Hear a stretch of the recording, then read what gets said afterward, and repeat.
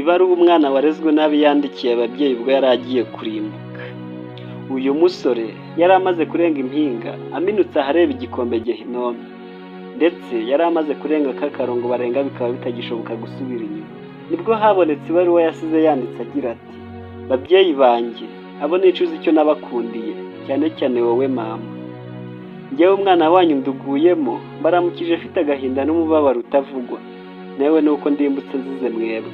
Mbabajwe cyane nuko ntatumiwe mu nama yagennye aho nzavukira, umuryango nzavukamo n'ababyeyi bazambyara. Kuba ntarabigizemo uruhare mukambyara mutansabye uburenganzira kandi muri babi bene aka kageni, muri injiji mwanga Imana, nibyo bitumye mpfanisha ishavu ritewe no kwibaza kuri uru rugomo mwankoreye. Wowe mama, uzi ukuntu wangaburiye nabi, nk'isukari, urusenda n'ibikabura umubiri byose, umpindura indyanyama ndusha intare, aribyo byabaye intandaro y'uburakari n'ubugome bindimbuje. Nabyo kandi wabimpaga buri kanya nta gutuza, aricyo cyatumye mpinduka umunyakajagari uzira gahunda n'ubwenge. Mu gihe intero yawe yari iyo, inyikirizo ya papa kwari ukunsomya ku kirahure cy'inzoga, nuko asoza atyo umurimo wo kungira icyihebe. Ikindi kandi namenye ko hari n'ibindi byaha byo gushayisha, ubugome n'urwango byari bibuzuye mu mitima, ubinyokoza amakaranda.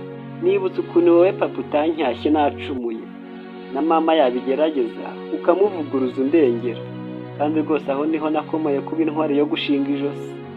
Wambereye umurengezi mubi wo kumburanira nibye, nazerereye cyangwa nangirije iby'abandi, umpindura intabikangwa, igisare kidatinya iby'abandi.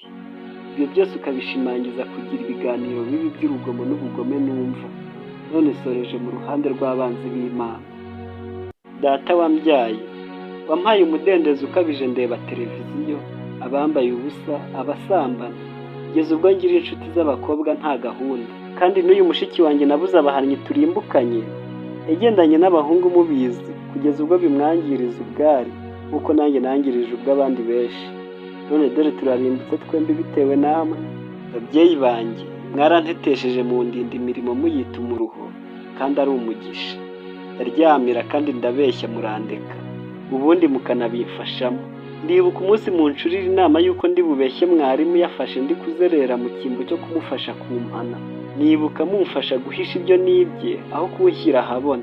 Nibutse nanone munyigisha uko ndi buhakane mu rubanza kandi narwanye mureba, n'ukuntu mwafashije uyu mushiki wanjye gukuramo inda y'indaro mushishikaye cyane, aribyo byatumye ahinduka intyoza mu gukora ibibi, akiyinyuguza nk'aho nta cyabaye. None inyenga y'umuriro iraturindiriye. Gehinomu igiye kutubera ubuturo, kandi namwe ntimuyirokoka kubera ubugome mwadukoreye turubura bwanyu. Reka nsoze mvuze ku buryo mwaturinze kwegera ahantu hose twajyaga guhurira n'imiburo cyangwa inama byajyaga kudukemura.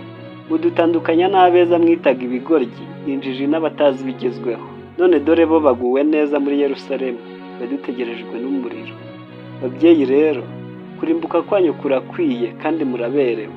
Ntimwakwiyanga mwikora mu nda, uhagira undi ubacira akari urutega.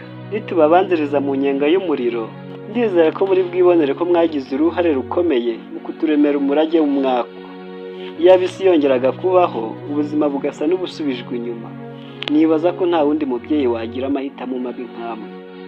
Ngaho murabeho babyeyi banjye, aho bazarira bakahekenyera amenyo, niho tuzahurira.